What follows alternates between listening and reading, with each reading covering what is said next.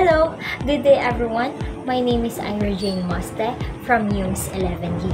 Ngayong araw ay hayaan nyo kong italakay sa inyo ang kasaysayan ng Arnis. Pero bago tayo magsimula, alamin natin ano nga ba ang Arnis? Ang Arnis ay isang tradisyonal na martial art ng Pilipinas na gumagamit ng baston, espada o kamay bilang sandata. Layunin nito ang pagtatanggol sa sarili gamit ang mabilis na galaw at diskarte. Kilala rin ito bilang eskrima o kali. At sa pagpapatuloy ng ating pagtatalakay, alamin naman natin ngayon ano nga ba ang kasaysayan ng Arnis.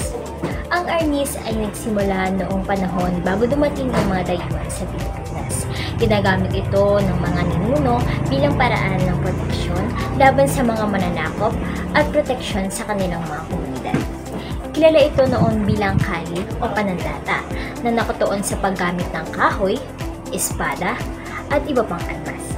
Nang dumating ang mga Espanyol noong ika-16 na siglo, sinubukan nilang ipagbawal ang Arnis upang mabawasan ang kakayahan ng mga Pilipino na lumaban. Ngunit alam niyo ba na sa kabila nito, naipasa pa rin ito sa mga sumusunod na henerasyon sa pamamagitan ng pagsasama nito sa mga sayaw, laro at ritual. Sa paglipas ng panahon, naging simbolo ito ng kulturang Pilipino at sumikat sa buong mundo bilang isang epektibong martial art noong 2009. Opisyal itong kinilala bilang pambansang palakasan ng Pilipinas sa ilalim ng Republic Act No.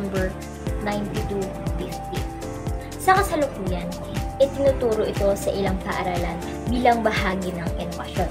Isa na rito ang ating paaralan.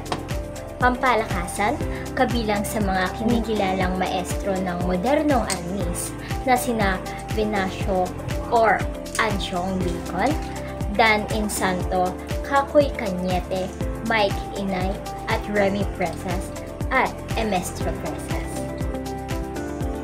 Hanggang dito na lamang ang aking pagtatalakay. Nawa ay may mga nalaman at natutunan kayo patungkol sa kasaysayan ng art.